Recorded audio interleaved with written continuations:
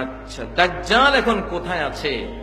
দাজ্জাল সম্পর্কে সহিহ মুসলিমের একটা হাদিস আছে যে দাজ্জাল একটা সাগরের মধ্যে, দাজ্জাল একটা সাগরের মধ্যে, একটা দ্বীপের মধ্যে বন্দী আছে।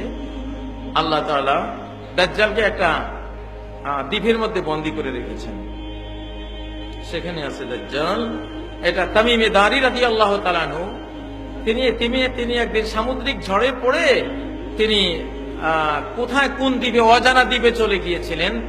তো সেখানে গিয়ে দাজ্জালের সাথে সাক্ষাৎ হয়েছিল ওনার গ্রুপের। পরে উনি এসে নবীজিকে যখন বললেন দাজ্জালের কথা, বিরাট মোটা একটা লোক, লোহার শিকলে বন্দী, ফুসফাস করতেছে। তো ওই অবস্থায় তিনি দেখেছেন, দাজ্জালের সাথে কথা হয়েছে, লম্বা হাদিস, এখন ওটা বলার সময় নেই। তবে দাজ্জাল আছে কোন এক দ্বীপে বন্দী।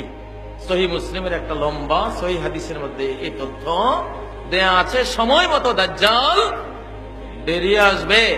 তবে আপনাদের কোনো ভয় নাই, যদি সূরা আল কাহফের প্রথম 10 আয়াত মুখস্থ করতে পারেন তাহলে উসিমা মিনাদ দাজ্জাল মান হাফিজা আয়াতিন মিন আওয়াইল সূরাতিল কাহফ। সূরাতুল কাহফের প্রথম 10 আয়াত যে মুখস্থ করবে, আল্লাহ তাআলা তাকে দাজ্জাল থেকে হেফাজত করবে। দাজ্জাল সূর্য আটকে রাখবে 1 বছর, 1 বছর সূর্য আটক করে রাখবে। 10টা 11টার মধ্যে বেজে থাকবে, সূর্য ডুববেও না আর উঠবেও না, একখানে থাকবে। 1 বছর এই অবস্থায় থাকবে। সাহাবীরা জিজ্ঞাসা করলেন, ওই 1 বছরের নামাজ পড়বো কেমনে? নবী বলেন, উকদুরু লাহু কাদারা, নামাজের টাইম ঠিক করে করে তোমরা নামাজগুলি পড়ে নেবা। ফজর থেকে জোহর কত ঘন্টা পরে হয়, জোহর থেকে আসর কত ঘন্টা পরে হয়, আসরের পরে মাগরিব কত ঘন্টা পর, মাগরিব থেকে এশা কত ঘন্টা পর, একটা অনুমান আছে না?